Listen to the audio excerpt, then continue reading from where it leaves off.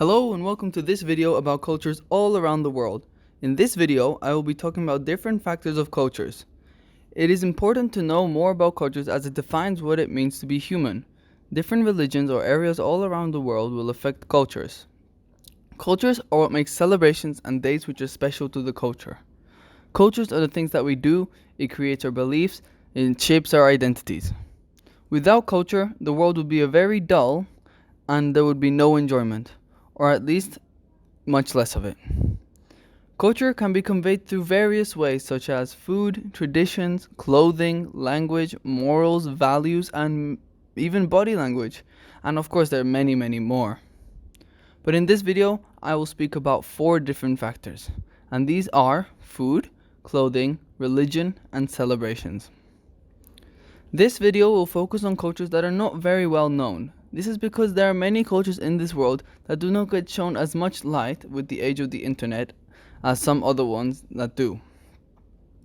Especially with modern day social media, with America and India being massive users of the internet, they would easily get their cultures shared around the world with just their numbers. But for cultures with much fewer people, there are just not enough people to share their cultures. Take for example a little African tribe and their culture. They still have just as strong a belief as any other culture, but not many people would find it, just because there aren't that many people on the internet to share their culture.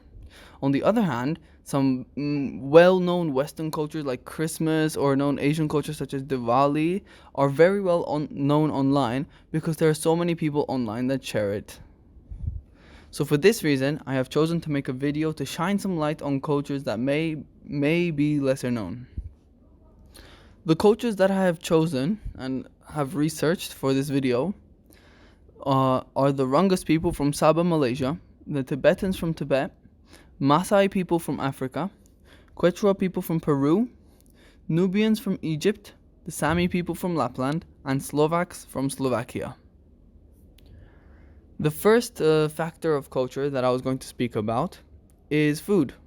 It serves as a focus of emotional association, a channel of love, discrimination, and disapproval, and usually have symbolic references. In Sabah, Malaysia, the Rungus people main dishes are made from rice, green vegetables, fish with the sea nearby, and chicken. These foods are those that can be found near the area of Sabah. The Tibetans mostly eat wheat-based foods, and some meats that include meat dishes are yak, goat, or mutton. This is often dried or cooked into a spicy stew with potatoes. The Maasai people have an interesting diet where at times they even eat raw meat, drink raw blood, and raw milk from their cattle that they take high pride in. The Quechua people mainly eat domesticated potatoes or other crops. Nubians eat peas, spinach, okra, carrots, beans, and courgettes prepared with their own blends of herbs and spices which are grown locally. Sami people mainly eat meats like cattle, sometimes reindeer, elk, or even bear, and also they eat fish meats as well. Slovakian people eat a lot of meats like fish and chicken. They also have their own goat and sheep cheese that they produce and consume locally. Next up is clothing.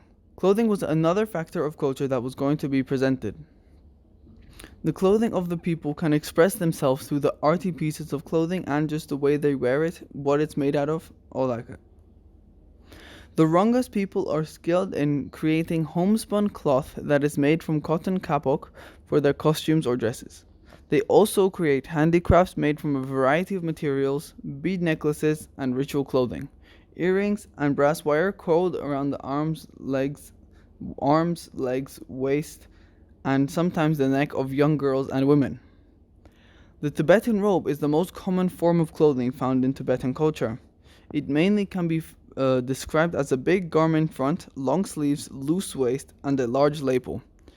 These clothes are made from various materials such as wool, tweed, with even some silk that can be found at the collar, cuffs, and even the front and lower edges of the robe.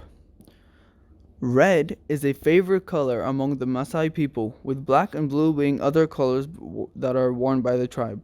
Around 60 years ago, the Maasai people switched from wearing sheep wool and sheepskin as clothes to be more modernized, using materials such as cotton.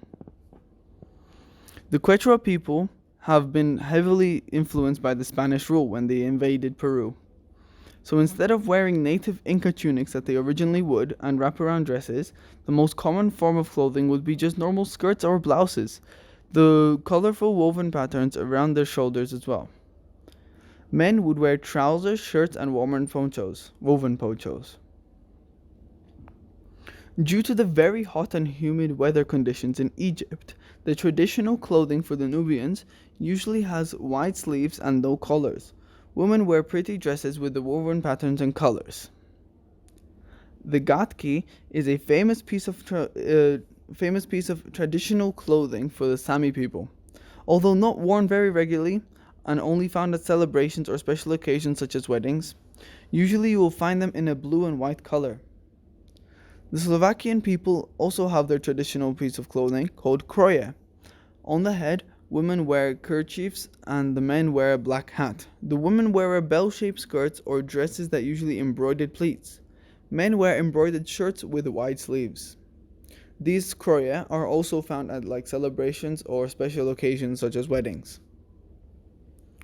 Up next is religion. Religion was another point I was going to speak about, and I'm going to speak to you now. Religion usually has some sort of belief or shows us what the culture usually has most value in. For the Rungus people, they are known to be Muslim and Islamic, and they believe in Allah. The Tibetans from Tibet are Buddhist, and they believe in Buddha. The Maasai people in Africa believe in a religion called monotheistic, where they have their own god who is called Engai or Enkai. Quechua people have a mix of Colombian and Roman Catholic elements from the Spanish rule. The Nubians are also Muslim and Islamic and believe in Allah. The Sami people's religion have their own pre-Christian shamanistic religion. The Slovaks are very Roman Catholic and believe in Jesus Christ. For the final point in this video is celebration, or a day that is special throughout the year to this certain culture. It can be a day or a period of time up to a month or even longer that can be special to them. For the Rungus, because they are Muslim, they celebrate Ramadan where they fast for a month. Tibetans follow the lunar calendar, therefore they celebrate Chinese New Year. The Maasai people do not really have any designated days throughout the year that are celebrated or just for them. As the Quechua people are Christian, or have been influenced by Christianity, they celebrate some of the same religions as they do, such as Christmas. The Nubians, because they are Muslim as well, they celebrate Ramadan, where they also fast for a month. The Sami people have their own national holiday on the 6th of February that celebrates the first Sami conference in Trondheim, Norway, 6th of February 1917. Finally, Slovaks are Christian. Therefore, they celebrate the same celebrations like Christmas and Easter.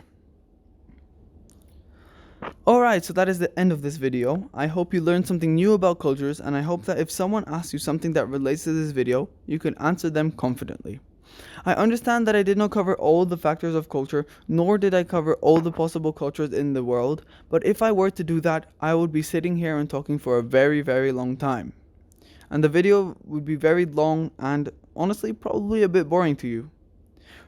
Now, remember to like and subscribe and comment down below what you thought. Thank you for watching.